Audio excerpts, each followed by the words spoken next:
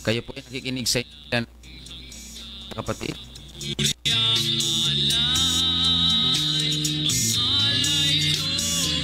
Live po tayo dito sa Barangay Fabrika, Bulan, Sorsogon, kapatid at mga kaibigan. Sa himig po na kaibigan, muli pong sumasayang papawid ang programang Si Jesus ang Buhay na Pag-asa. Sa pangalan po ng ating pong pastor, Pastor Randy Rosari, ako po ang inyong lingkod, Pastor Alfred Generalo, ng United Pentecostal Church Matnog, na inyo pong makakapili ngayon pansamantala sa pag-aaral ng mga salita ng ating Panginoon. Pagbati po sa lahat ng atin pong mga taga-subaybay sa himpilang ito, saan man po kayo dako na lugar naroon, sa buong probinsya ng Sorsogon at Masbate. Nawa kayong lahat po ay nasa mabuting kalagayan ngayon sa pangalan ng ating Panginoon. Pagbati din po dyan sa atin pong mga taga-subaybay, dyan po sa Ticao Island, dyan po sa Samar, sa Masbate, at dyan po sa Kapol. Magandang umaga po sa inyong lahat sa pangalan ng Panginoon. Amen. Pagpalain po tayong lahat mga kapatid. Salamat po sa inyong pagsubaybay. Ngayon po ay araw ng Miyerkules. Magandang umaga po muli sa inyong lahat mga kapatid at mga kaibigan. Pagbati po sa lahat ng atin pong mga kapatiran dito po sa United Pentecostal Church Bulan na pinangasiwaan po ng atin pong Senior Pastor, Pastor Randy Rosari. Pagbati din po sa kanya po at maging kay Pastora Maricar. Sa ngayon po mga kapatid ay nagbibiyahe po si Pastor Randy papuntang Legazpi sapagkat meron po siyang ihahatid doon mga kapatid na isang kapatiran mga kapatid. Amen. Para magpa-check up mga kapatid sa sa doktor mga kapatid. Amen. Pagbati sa atin pong mga kapatid dyan sa Barangay Aguinaldo, Bulan, Sorsogon. Amen. Ang mga regular na nag-a-attend po sa atin pong Bible study dyan sa Barangay Aguinaldo. Pagbati po kay na Brother Danny Roque, Sister Aldin Roque. Pagpalain po kayo ng Panginoon. Maging sa lahat po ng mga sumusubaybay, amen, sa atin pong programa ngayon. Pagpalain po kayong lahat ng ating pong Panginoon. Amen. At kung kayo po ay mayroong mga katanungan, pwede nyo po akong tawagan o di kayo i-text sa CP number 0967-364-7164. 0967-364-7164. Amen. Yan po ang aking contact number mga kapatid. Kung kayo po ay nais na mag-request ng Bible study sa inyo pong mga tahanan, malugod po naming ipaglilingkod sa inyo ang mga salita ng atin pong Panginoon. Salamat din po sa atin pong technical side, paring box, sa pag-assist po. Pagpalain po kayo ng Panginoon at maging sa lahat po ng mga kapatiran natin. Amen. Sa tatlong congregation na pinangasiwa ng atin pong pastor. Ang mga kapatiran po natin dyan sa Magsaysay at ang mga kapatiran po natin dyan na sa Iquirino at dito po sa Santa Remedios. Pagpalain po kayong lahat ng atin pong Panginoon. Mga kapatiran po natin dyan sa Inararan, dyan po sa Zone 7, sa JP Laurel. Amen. Pagpalain po kayong lahat ng ating Panginoon sa mga nakikinig ngayon, sa kanila pong mga radio at ang mga kapatiran po natin dyan sa Barangay Aquino. Pagpalain po kayo ng Panginoon. At ang mga kapatiran po natin dyan sa Managanaga, sa Las Palmas, sa San Vicente, amen, dyan po sa Barangay Lahong. Pagbati po sa pangalan ng ating pong Panginoon, sina Sister Laura Gumban, sina Brother Edmond. Pagpalain po kayo ng Panginoon at ang inyong buong pamilya. Amen. At ang mga kapatiran po natin dyan po sa Santa Remedios, pagpalain po kayo ng Panginoon. Praise God. Ang Guneo family, Isiha at ang Solidad family, pagpalain po kayo ng Panginoon. Maging kina Sister Marife at Sister Michelle. Good morning po sa inyong lahat mga kapatid. Amen. Pagbati din po sa atin pong Facebook live viewers. Amen. Brother Bernardo Matilde Sidugen, pagpalain po kayo ng Panginoon. Thank you so much sir sa pakikinig. Amen. Sa panunood. Maging ang aking kaibigan, amen, kumpare, Pastor Joel Tinuco, dyan po sa Laguna. Pagpalain po kayo ng atin pong Panginoon. Ang iyong ministry, sir, amen, ay lubos na pagpalain ng Panginoon at ang inyong buong family. Thank you, sir. Pagpalain ka ng Panginoon. Sister Nancy Dangla, good morning. Maraming salamat po sa panunood. Amen. And also Sister Cynthia Calados Sisi. Amen. Pagpalain po kayo ng Panginoon. Ang kapatiran po natin from Bulan. And Sister Marlene Golyoso, good morning po. Pagpalain po kayo ng Panginoon. And Sister Rebecca Montemor, Sister Christy Disoyo, pagpalain kayo ng Panginoon. Maraming salamat po sa inyong pagsubaybay. Also, Sister April Santos, good morning po sa inyong lahat. At sa lahat po ng mga nanonood ngayon sa FB page ng New Gen FM, good morning po sa inyong lahat. Pagpalain kayo ng Panginoon. And also Sister Sarah Maldo. At salamat din po sa Diyos sa matagumpay na atin pong evangelism na ginawa po natin kahapon dyan po sa bayan ng Matnog. Pagpalain po ng Panginoon ang lahat ng mga taong nabahaginan natin ng mga salita ng Diyos. Salamat sa Panginoon.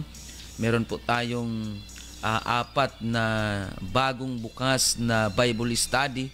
Mga kapatid, bunga po ng atin pong evangelism.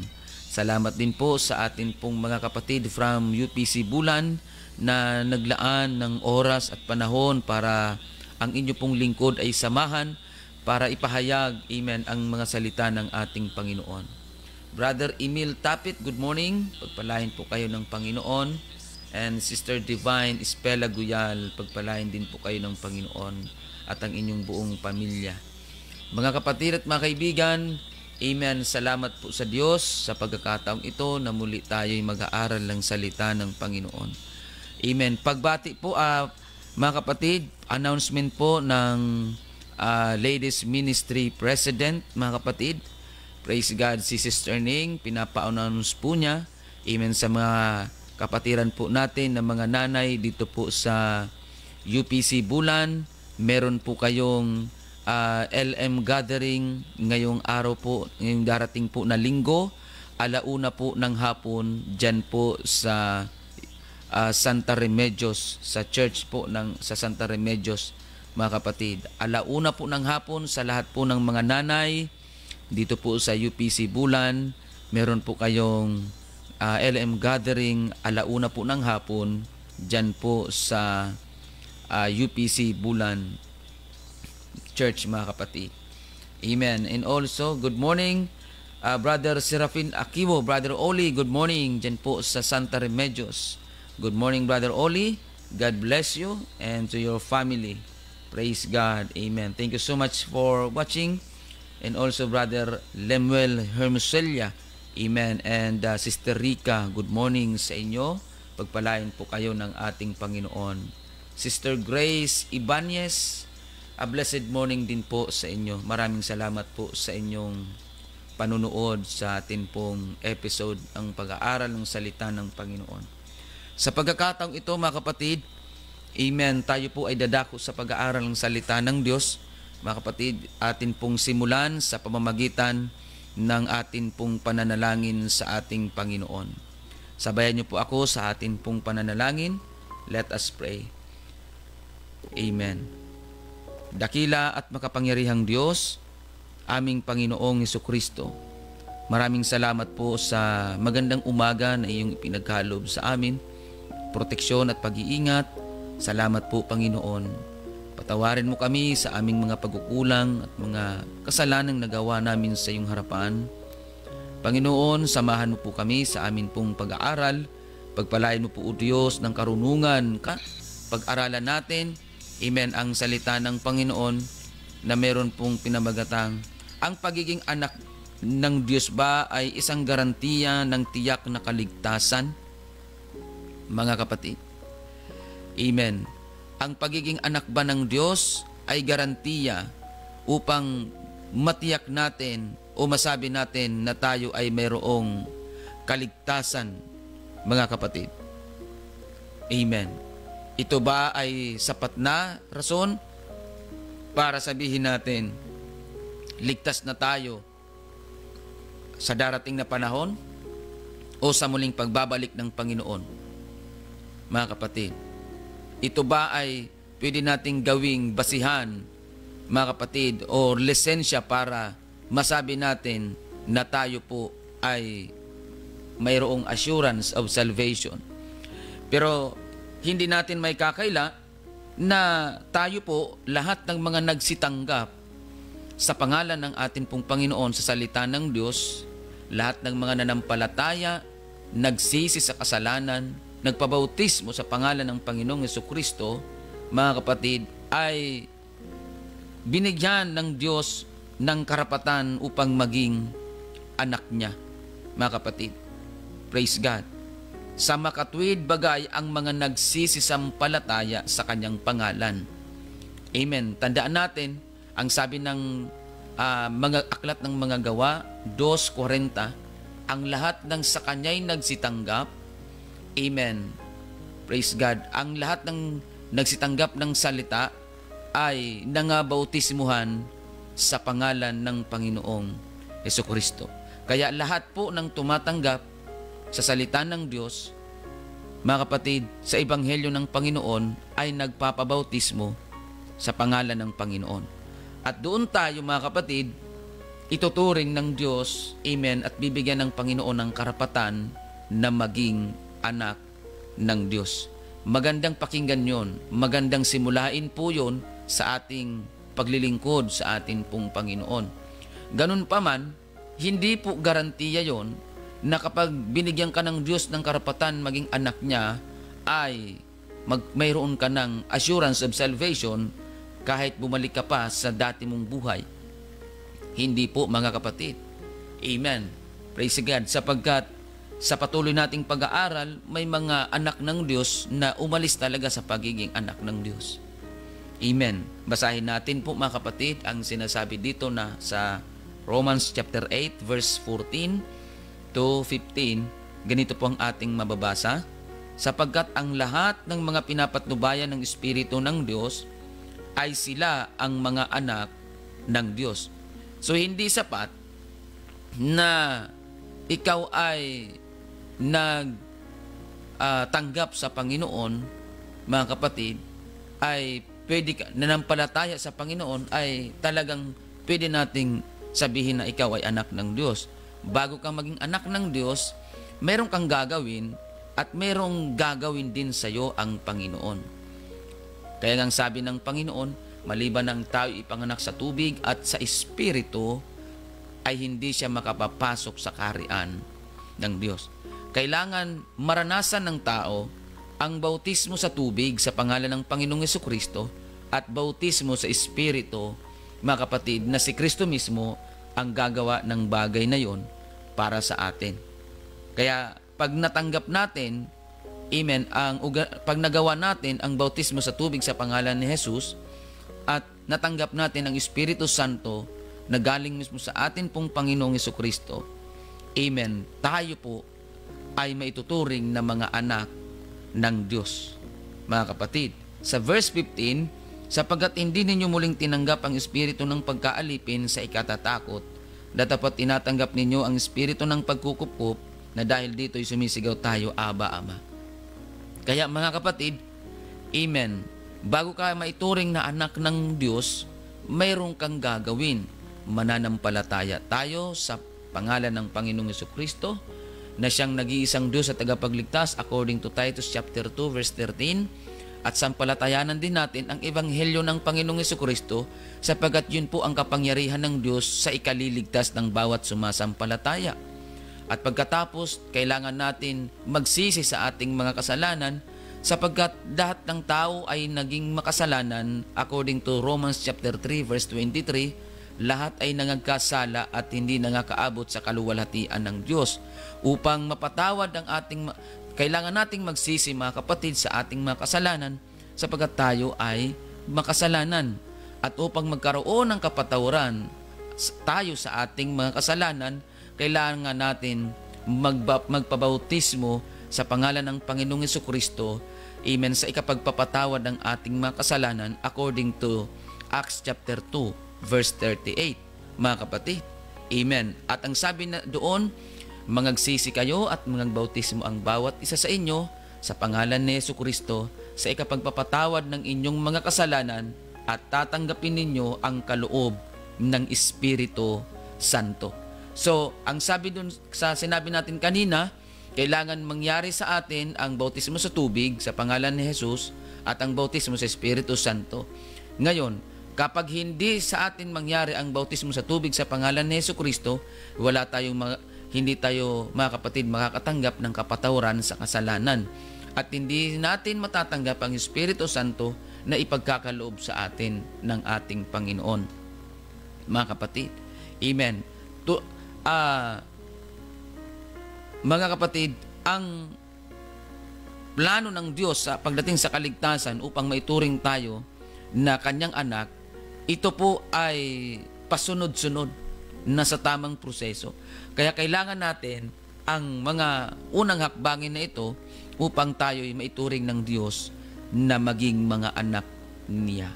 Ganun pa man, mga kapatid at mga kaibigan, hindi po natin masasabi o maituturing na garantiya na tayo ay tawagin ng Diyos na anak niya, ay meron na tayong assurance of salvation hanggang sa darating na panahon.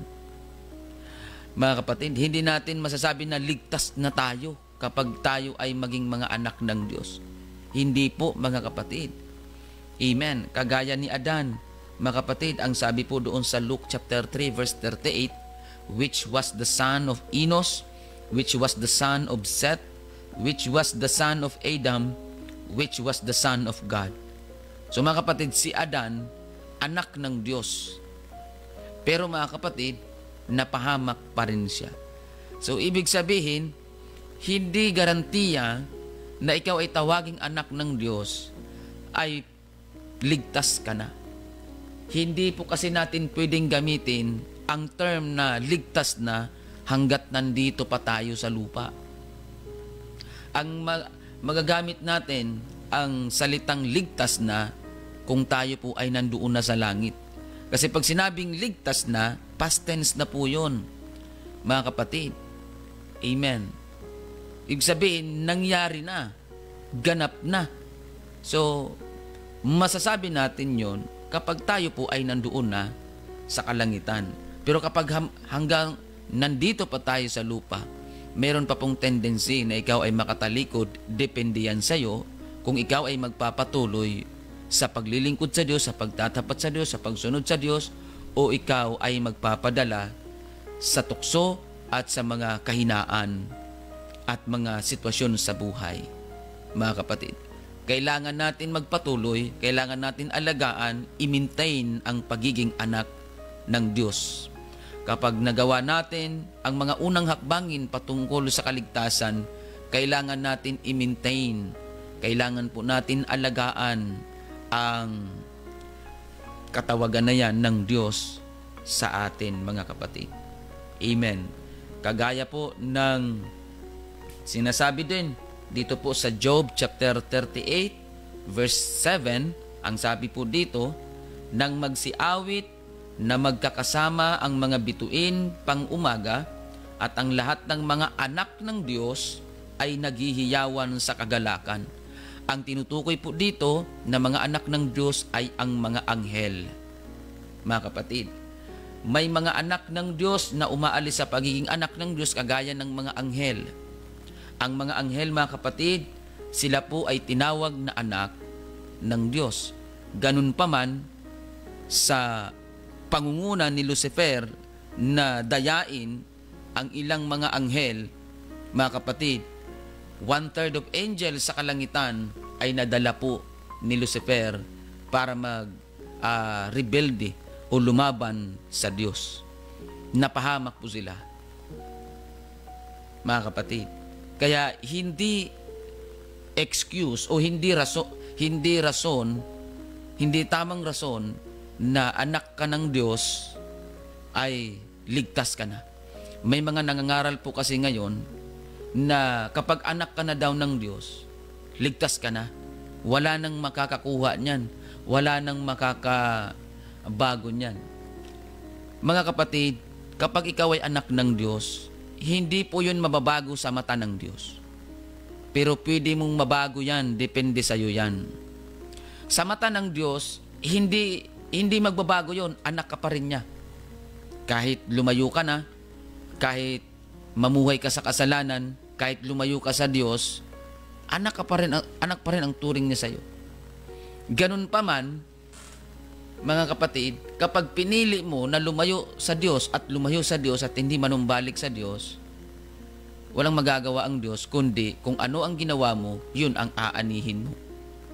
Mga kapatid, kaya nga ang Panginoong Hesus, mga kapatid, ay mayroong mga paanyaya sa mga tao. Kailangan nating maglingkod sa Kanya. Nandyan ang Kanyang mga salita upang yung Kanyang mga anak ay mas lalong maging malakas. Kaya kung ang tingin mo sa sarili mo ay anak ka ng Diyos, kailangan mong magpatuloy, kailangan mong maging matatag, kailangan mong maging matapang, kailangan mong maging matibay sa lahat ng hamon ng iyong buhay bilang mananampalataya.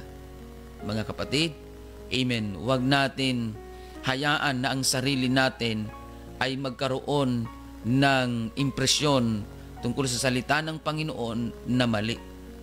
Kailangan tama yung ating pagkaunawa sa salita ng Diyos at sa kalooban ng Panginoon upang maingatan natin yung kaluluwa natin. Mag-ingat tayo sa mga ganong pangangaral na pag-anak daw ng Diyos ay hindi na, mayroon kumbaga ligtas na. Hindi po ganon. May mga nangangaral po kasing ganon.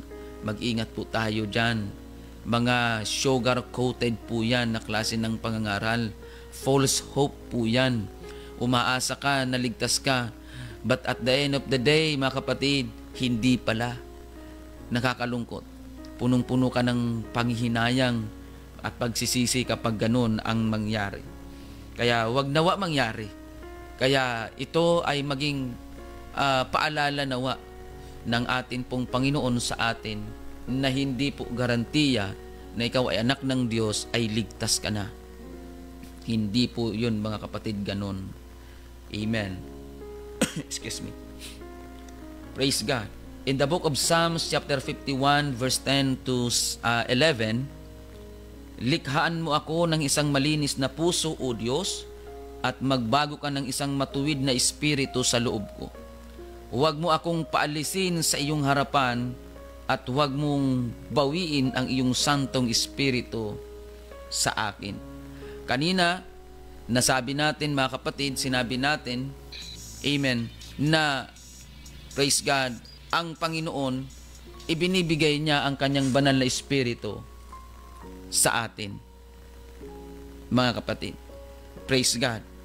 Upang magpalakas at magpatibay sa ating pananampalataya at bilang katugunan o katuparan ng pangako ng Diyos sa atin na kanyang ibubuhos ang kanyang banal na espiritu sa lahat ng laman. Merong nagtanong sa akin, pag may espiritu ba ng Diyos, Pastor, ay ligtas na? Kung Biblia po ang ating tatanungin, base po dito sa binasa natin, ang sabi ni Haring David, huwag mo akong paalisin sa iyong harapan at huwag mong bawiin ang iyong santong espiritu sa akin. So, pwede palang bawiin ng Diyos yung kanyang banal na espiritu sa isang tao kung ang isang tao ay namuhay sa kasalanan. Kasi itong panalangin ni David, mga kapatid, ito po ay ginawa niya nung siya po ay nagkasala sa harapan ng Panginoon. Mga kapatid. Amen. Kaya, ang sabi ni David, huwag mong bawiin ang iyong santong espiritu sa akin. Ang espiritu ng Diyos na ibibigay sa mga nananampalataya sa Kanya, mga kapatid, yan po ay pwedeng bawiin ng Diyos kapag ikaw ay mamuhay sa kasalanan. Ang espiritu kasi ng Diyos, mga kapatid, hindi pwedeng mamuhay ito, hindi pwedeng magsama ang kasalanan at ang espiritu ng Diyos. Kapag ang espiritu ng Diyos ibinigay sa iyo at namuhay ka sa kasalanan, aalis yan sa iyo. Kasi hindi pwedeng panahanan ng espiritu ng Diyos ang mga taong namumuhay sa kasalanan. Kaya nga, mga kapatid, yung aral na once you are saved is always saved, false hope po yan, hindi po yan biblical.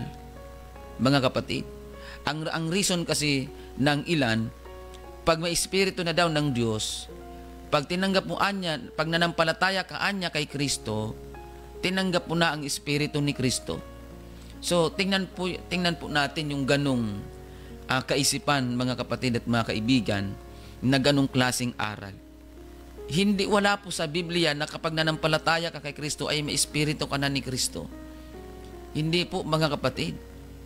Amen. Doon pa lang, hindi na po yun biblical. Wala na po yun sa tamang aral na itinuturo ng banal na kasulatan, mga kapatid. At ito pa, pag nanampalataya ka anya kay Kristo, ikaw ay magiging anak ng Diyos. Pag nanampalataya ka anya kay Kristo, kung ipapahayag mo na ikaw ay isang taong makasalanan at nanampalataya ka kay Kristo, ikaw ay anak ng Diyos at mayroon ka ng Espiritu ni Kristo. Sabihin na nating tama yun, mga kapatid. Hindi pa rin natin pwedeng sabihin na ipagpalagay lang natin. Pero hindi ko po sinasabi na tama yun. Ipagpalagay na natin na tama yung ganung kaisipan, yung ganung aral. Hindi pa rin natin pwedeng sabihin na ligtas na tayo. Dahil ang Espiritu ng Diyos, binabawi ito ng Diyos kapag ikaw ay namumuhay sa kasalanan.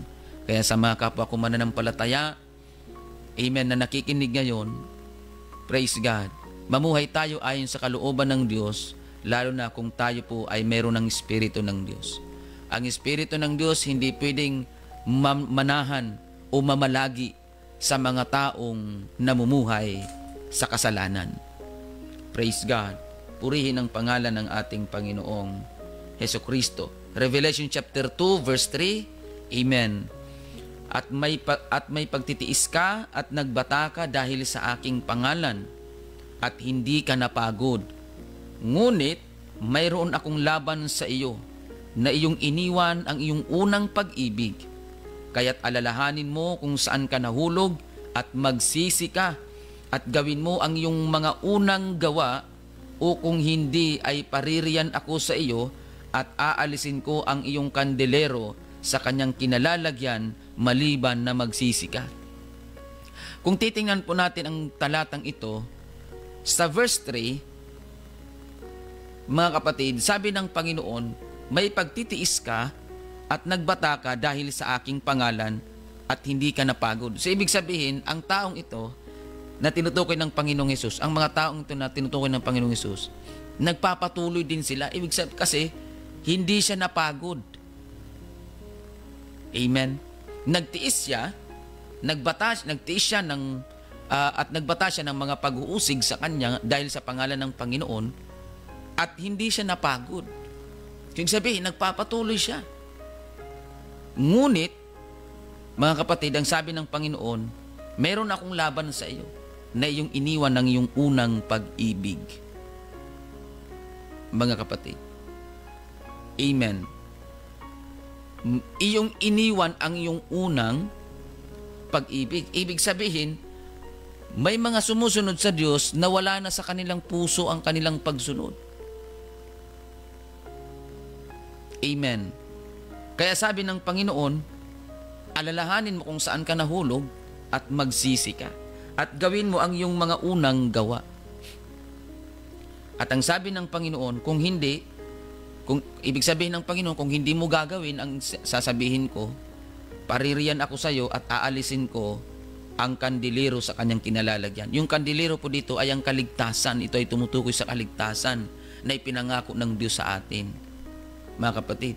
Kaya, pwede pong bawiin ng Diyos yung kaligtasan na ipinangako sa mga tao na naglilingkod sa Kanya kung ang tao po ay hindi magpapatuloy sa paglilingkod at sa pagsunod sa kalooban ng Diyos.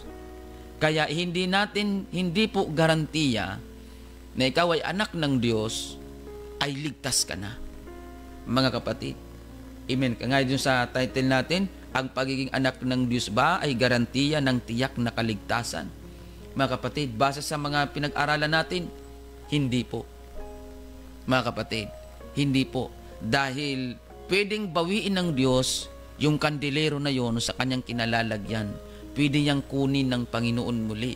Kasi mga kapatid, hindi man pwede na ang isang tao naglingkod sa Diyos, pero sa dulo ng kanyang buhay, hindi siya naglingkod, mga kapatid, Hindi naman po ang Diyos po makatwiran. Ang Diyos po ay just. Mga kapatid, tapat po ang Diyos. Amen. Tama po ang paghatol ng Panginoon. Amen, mga kapatid. Kaya sa dulo, sa paglilingkod natin sa Panginoon, paglingkuran natin ang Diyos hanggang sa dulo ng atin pong buhay. Amen. Praise God. Huwag nating isipin o huwag tayong maniwala sa mga aral na false hope na paaasahin ka pero hindi pala. Mga kapatid, in Hebrews chapter 10 verse 25, mga kapatid, na huwag nating pabayaan ang ating pagkakatipon na gaya ng ugali ng iba, kundi magag-aralan sa isa't isa, at lalo na kung inyong namamalas na nalalapit na ang araw. Sapagat kung ating sinasadya ang pagkakasala, pagkatapos na ating matanggap ang pagkakilala sa katotohanan, ay wala nang haing natitira pa tungkol sa mga kasalanan, kundi isang kakilakilabot na paghihintay sa paghuhukom at isang kabangisan ng apoy na lalamon sa mga kaaway.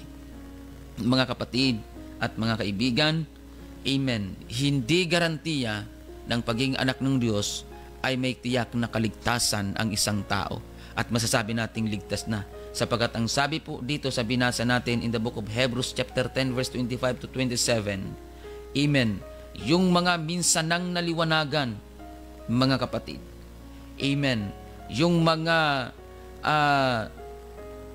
yung mga nagpatuloy sa pagkakasala pagkatapos na matanggap ang katotohanan, mga kapatid, amen, yung mga taong nakakilala sa katotohanan, amen, at sa kalaunan ay bumalik at nagpatuloy sa paggawa ng kasalanan, amen, ang sabi ng Biblia, wala nang haing natitira pa.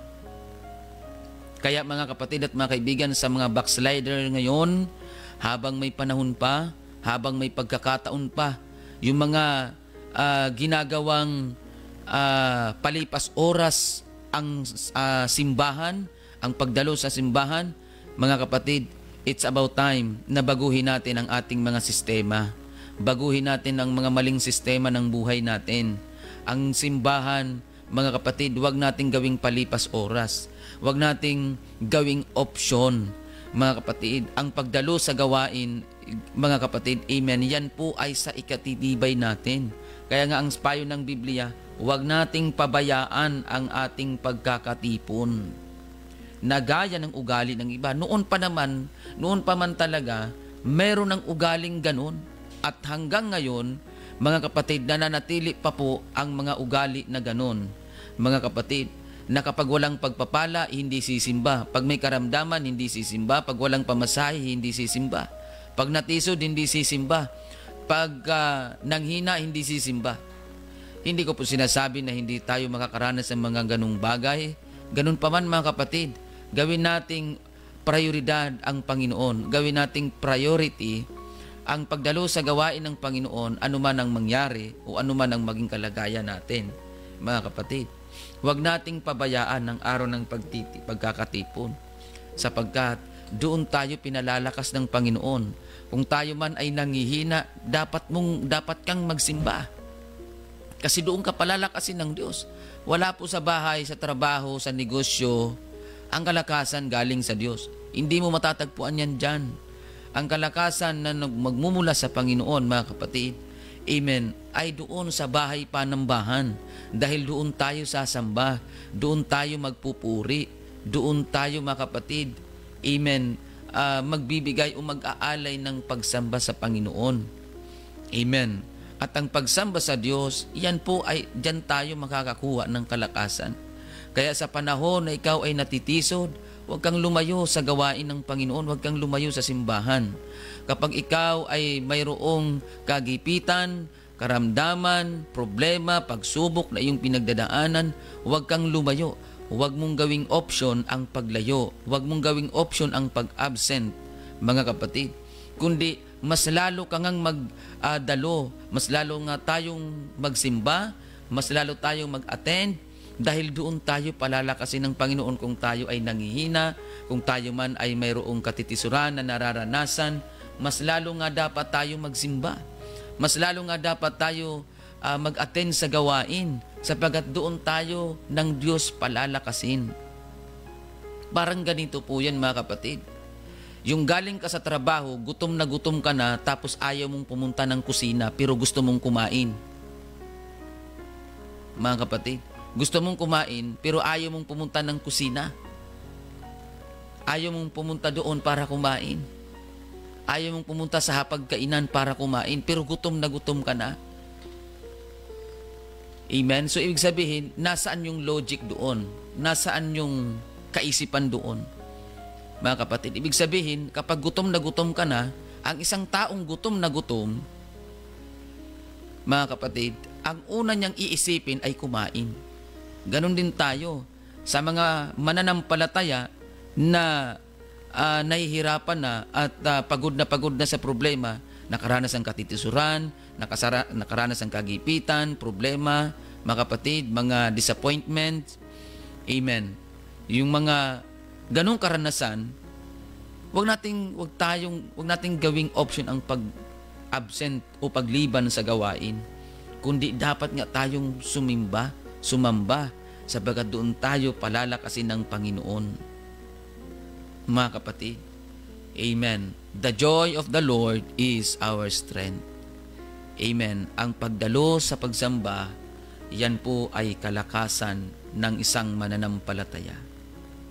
Kaya mga kapatid at mga kaibigan, hindi po garantiya na ang pagiging anak ng Diyos ay may tiyak na kaligtasan. Hanggat hindi mo yan iingatan ang pagiging anak ng Diyos, hanggat hindi mo yan i-maintain ang pagiging anak ng Diyos, gaya ng sasakyan.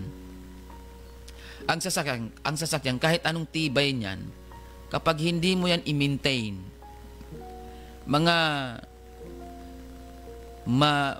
matagal na sa'yo yan, matagal ng isang taon sa'yo yan. Kapag hindi mo yan i-maintain, matagal ng isang taon na magamit mo yan. Mga kapatid, ganun din ang ating kaligtasan. I-maintain natin. Manatili tayo sa pagkatawag ng Diyos sa atin. Kung saan tayo tinawag ng Diyos, manatili tayo. Mga kapatid, amen. Ang dapat nating isipin, ang sinabi ng Panginoong Hesus sa Matthew chapter 7 verse 21. Hindi ang bawat nagsasabi sa akin, Panginoon, Panginoon, ay papasok sa kaharian ng langit, kundi ang gumaganap ng kalooban ng aking Ama na nasa langit. Amen. Sa pagiging anak ng Diyos, ipanatili natin ang pagsunod sa kalooban ng Diyos. Ang totoong anak ng Diyos na mayroong tiyak na kaligtasan ay ang mga taong nananatili sa pagsunod sa kalooban ng Diyos. Kahit anak ka ng Diyos, kahit sabihin mo pa anak ka ng Diyos, kung hindi ka naman nananatili sa pagsunod sa kalooban ng Diyos, hindi pa rin yon sapat. Walang saysay pa rin ang pagiging anak mo. Kaya ang totoong anak ng Diyos ay ang mga taong gumagawa ng kalooban ng Diyos, mga kapatid. Amen. Kahit pa tayo tumatawag sa Diyos, kahit pa kilala mo ang Diyos, kahit pa alam mo ang doktrina, kahit alam mo pa ang Biblia cover to cover, kahit nabasa mo na ang Biblia cover to cover, kahit memorize mo ang Biblia, patuloy mong ipinapaunawa sa amin na hindi sapat ang pagiging anak ng Diyos upang kami ay magkaroon ng tiyak na kaligtasan sa iyong muling pagbabalik. Panginoon, amen, ang pagsunod sa iyong banal na kalooban, ang pagsunod sa iyong banal na utos, ang siyang tanging assurance, amen, upang kami ay magkaroon ng kaligtasan sa darating na panahon sa iyong muling pagpabalik. Panginoon, tulungan mo po ang amin pong mga kababayan, mga radio listeners, Facebook Live viewers, tulungan mo po kaming lahat, Panginoon, na mas lalo pang maging matatag, maging matapang, at mas lalo pang magkaroon ng burden at desire sa pagsunod sa iyong banal na kalooban, sapagat ito ang tanging paraan upang kami ay magtamo ng kaligtasan at buhay na walang hanggan. Panginoong Hesus, alisin mo po sa puso at isipan ng amin pong mga kababayan, amen, ang false hope na kanila pong natutunan sa ibang mga ngaral. Panginoong Hesus, pagpalain mo po ng karunungan at kaalaman ang amin pong mga taga-subaybay. ang katotohanan ang magpapalaya sa taong nakikinig, Panginoon, na nais magkaroon ng kaligtasan. Maraming salamat po. Ito po ang aming samot dalangin. In Jesus' name, amen and amen. Mga kapatid, maraming salamat po sa inyong pagsubaybay, sa lahat po ng mga nakinig, sa lahat po ng mga nanood sa atin pong Facebook Live. Pagpalain po kayo ng Panginoon. Sister Violi Bulado, thank you so much for watching. Pagpalain po kayo ng Panginoon. Brother Ronald Hipolito, good morning. Maraming salamat po sa inyong pagsubaybay. Amen. Sister Elena Burabo, salamat po sa inyong pagsubaybay. Sister Eleanor Yocado, amen. Salamat sa Panginoon. Ang iyong kaibigan, Sister Eleanor, si Ma'am Emerly, ayan, dumadalo na po sa atin pong church doon sa Matnog. Salamat sa Panginoon at siya po ay magpapatuloy sa paglilingkod sa Panginoon. Amen. Maraming salamat din po sa lahat ng mga nanood ngayon sa Facebook page ng New Gen FM. Mga kapatid, pagpalain po kayo ng Panginoon. Sister Helen Isip, good morning po. Muli mga kapatid, amen. Ako po ang inyong lingkod, Pastor Alfred Generalo ng United Pentecostal Church. Ang aking pong contact number, 0967-364-7164. 0967-364-7164. Good morning. Thank you so much for watching. Sister Lita Sultan. Amen. Pagpalain po kayo ng Panginoon. Praise God. Si Brother Marjon Dal, good morning. Pagpalain ka ng Panginoon, kapatid. Amen. At sa lahat po ng mga nanood pa, hindi ko man po kayo maisa-isa ngayon sapagat ang oras po natin ay limitado na. Maraming salamat po muli sa inyong lahat. God bless everyone.